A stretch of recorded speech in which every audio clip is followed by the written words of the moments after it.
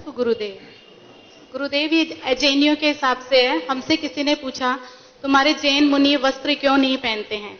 जंगल में रहने और समाज में रहने के बीच जो समय में परिवर्तन आया है, तो क्या मुनियों को नहीं बदलना चाहिए? मार्गदर्शन दीजिए। बहुत अच्छा सवाल है, और ये सवाल तुम्हारा नहीं, बहुतों का, और इस सवाल का उत्तर हर जैनी के पास होना चाहिए। एक बार एक पत्रकार ने मुझसे पूछा कि महाराज आप कपड़े क्यों नहीं पहनते? मैंने उससे उलट कर पूछा, आप कपड़े क्यों पहनते? थोड़ा शक पकाया। हमने आप कपड़े पहने, क्यों पहने? कुछ बोलते नहीं बना। बोले जब पैदा हुए थे तो पहने। बोले नहीं महाराज। अरे तब क्या स्थिति थी? कोई पहना दिया तो पहना दिया, नहीं पहनाया तो ऐसे ही घूमते थे। बोले कोई फर्क पड़ता था? बोले नहीं महाराज, उस समय कोई लज्जा नहीं, कोई संकोच नहीं, कोई विकार भी नहीं था। बोले आप अगर आपके कपड़े उतार दे तो एकदम झेप गया। बोले महाराज अब तो ये हो नहीं सकता। बोले क्यों? बोले महाराज अब लज्जा भी है, संकोच भी है, विकार भी है।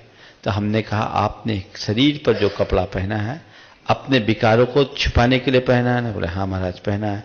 हम बोले तुम्हारे अंदर विकार है, बहुत सारी चीजें छिपाने लायक है, इसलिए तुम्हें कपड़े की जरूरत है। हमारे अंदर कोई विकार नहीं, हमारे पास छुपाने का कुछ नहीं, इसलिए हमें कपड़ा पहनने की भी जरूरत नहीं। दिगंबर मुनि निर्विकार है, इसलिए उसे वस्त्र की कोई आवश्यकता नहीं। फिर मैंने उसे पलट करके कहा, किसने कहा कि हमने कपड़ा नहीं पहना? हम कपड़े पहने।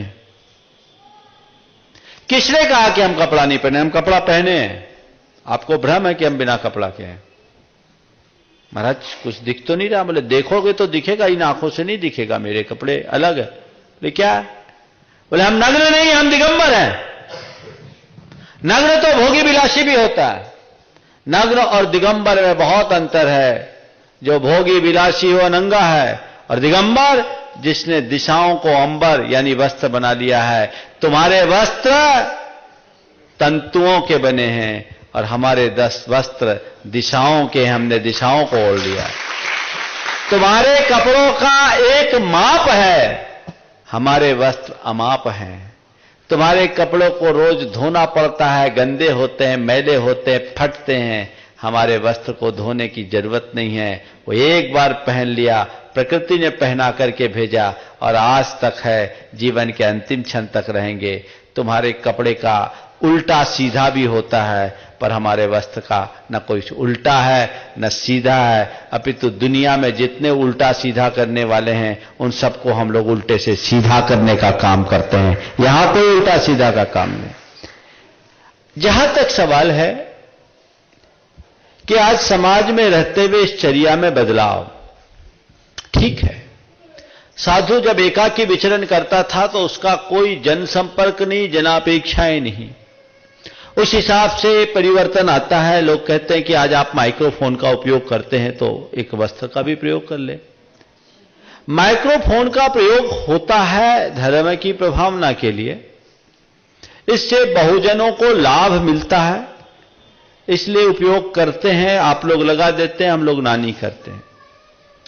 पर यह देख करके हम वस्त्र नहीं स्वीकार कर सकते, क्योंकि वस्त्र का खंड लेना यानी 100 झमेला पालना।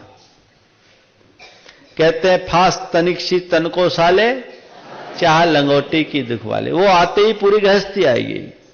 आप कह सकते हो महाराज वो हम प्रोवाइड करेंगे, इसमें कोई झमेला आपके पास नहीं। तो मैं आपसे ये कहूंगा कि दिगंबरत्व हमारा वेश नहीं, हमारी साधना है। दिगंबरत्व हमारा वेश नहीं, हमारी साधना है। केवल कपड़े उतार देने का नाम दिगंबर नहीं है। कपड़े उतारने के बाद निर्विकार और सहज स्थिति में बने रहना, यह दिगंबरत्व है, जो कपड़ा स्वीकारने से नहीं होगा। इसलिए इस साधना में, इस चर्या में कोई कंप्रोमाइज की बात नहीं। इसमें हम कंप्रोमाइज कैसे करेंगे?